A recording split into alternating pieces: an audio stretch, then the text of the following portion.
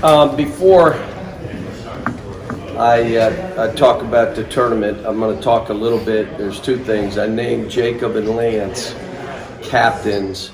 Now, I never named captains, as you all know, but this is going to fall on enabling them to lead each other and to hold each other accountable. So those two.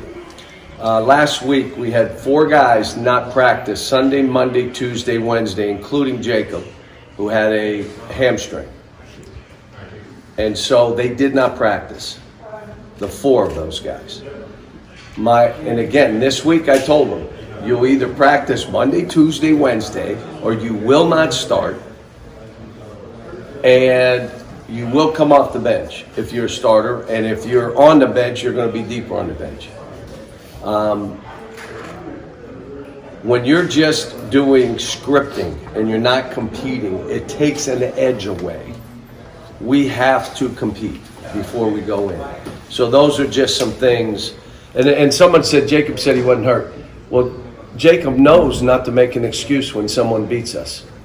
He knows we give them all the credit. We don't take away from their win, and we weren't going to, and that's why he said what he said. But, like I said, we've got to make some adjustments in how we're preparing what we're doing. Questions? They have to practice all 3 of those days, or just one of them? Yeah, well, no, they're going to practice. That's what happened last time. They practiced on Thursday. So now we weren't the same.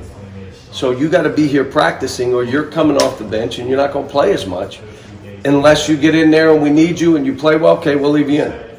But no. Well, I told him Monday, Tuesday. The only guy I'll give some dispensation will be Severe because of the injury that he has.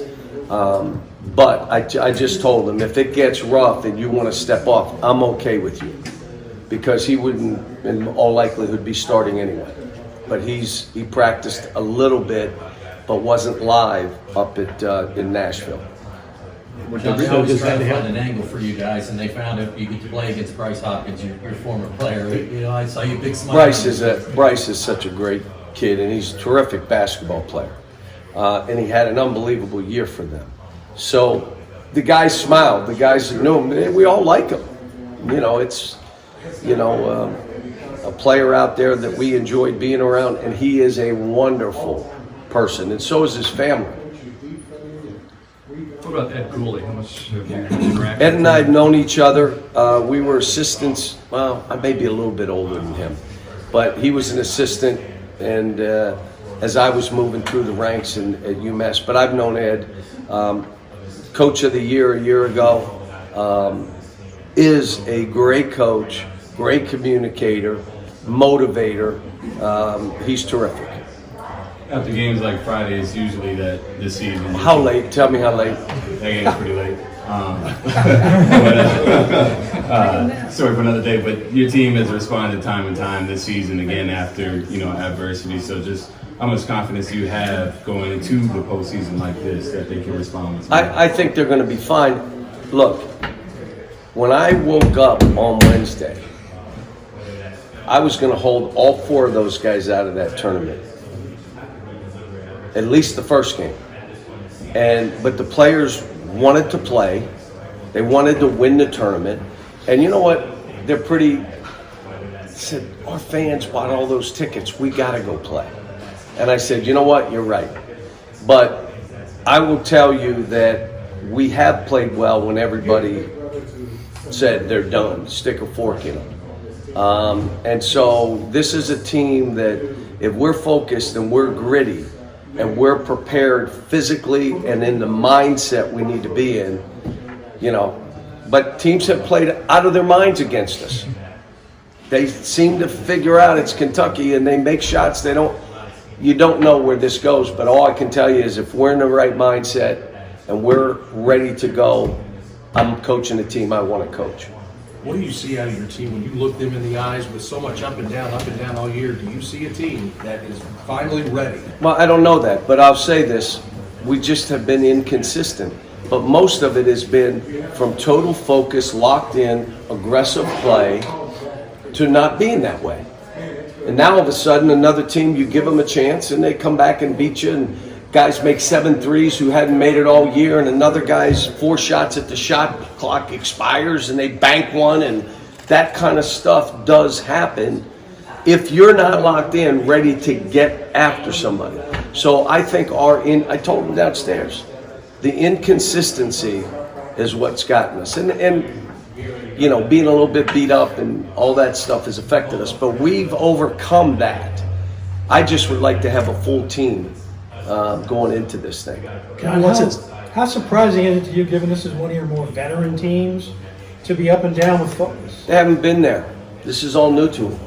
I mean, you know, you got a lot of guys that this is the first time they're witnessing or being in a position where, all right, one of you got to step up. Last game, not only did we miss the free throws, no one stepped up. Like, somebody go make 3 straight baskets.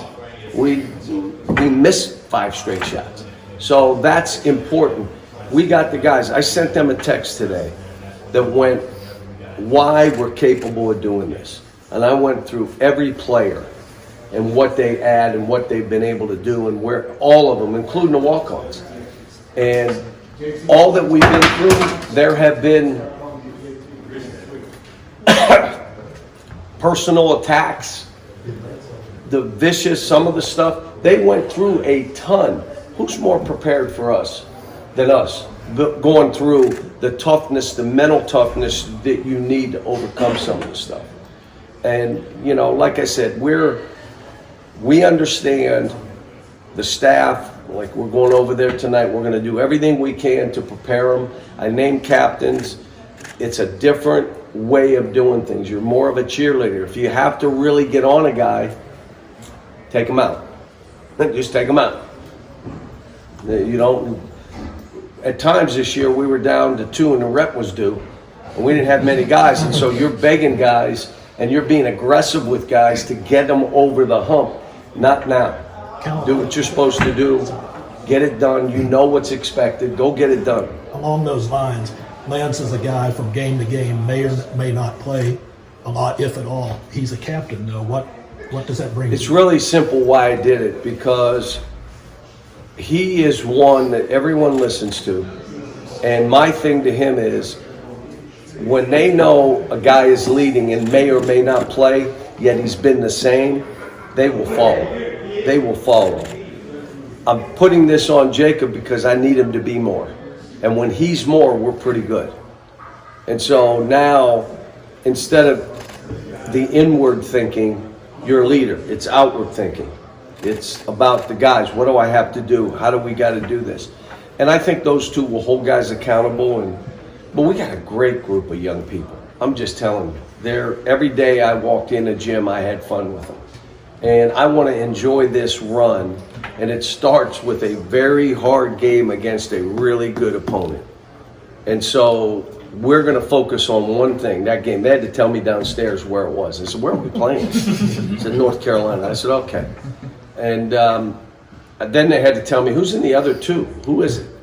And so, to be honest, don't ask me because I don't remember right now. But the first game and that little corner of the world is the only thing I'm worried about. I won't watch TV. I could care what people say, because a lot of it is their hope and not their opinion. And so why even, this is going to be decided on the basketball court around the country. Cal, any hesitation about putting Xavier in there in that situation when he hadn't played for, 6 weeks probably at that point? That's why he's got to practice for 3 days, and he's got to show us that he's what he needs to be. And I said, there's nothing that would make me happier than him to impact a game. And then everybody say, man, if we had this dude all year, what would we have been? Because when we struggled, a lot of it was guard play. And we were, I tried to put Bruiser in one game. He said, I can't run with him. John, it seems to remember you haven't liked your seed at least once or twice. You okay with your seed? What I was looking at today more than anything else was what teams would be left out. Because I feel for those coaches and those kids. So that's why I kept calling TJ over. Who is it that's hanging there? Who is it that's not getting in? I feel bad for Vandy and their team. They played great at the end of the year.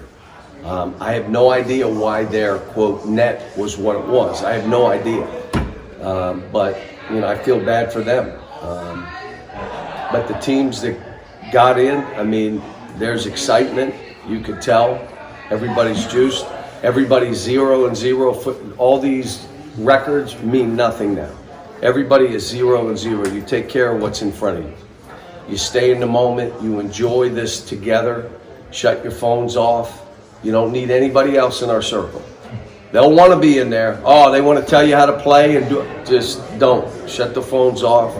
Worry about each other. John, it seems as though to an untrained eye that the MO now is to try to bully Oscar and get him to retaliate. How do you keep him aggressive? It isn't that. Now, you guys have watched him play all this time. Has he ever done that? So what does that tell you that's happening? Did you see the play where the kid grabbed him and held him? And no, the one where they pushed two hands in his face when he hit? What do you want him to do? Now, I know, well, he's 255 pounds. What are they going to do? Foul! Just call 100 fouls. And they don't. And so he finally had enough. And this is the nicest kid ever. But I said, it's hard for me to say, what are you doing? It's hard. I mean, I'm watching it too. He's looking at me. I said, I can get thrown out of the gym or keep trying to coach you. Cal, you mentioned Vandy, 8 SEC teams in, including a couple first-year coaches. Just what do you think about that and the future of the league? No, it's you got terrific coaches. You got great facilities. You got commitments to basketball that wasn't there.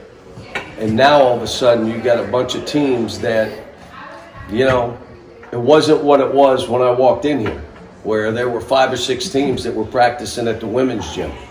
And you had, they were flying commercial everywhere, including recruiting. No, we're all on that level, and it's great. It's great. It makes it, I'll tell you, I've been in leagues where you had to win every game.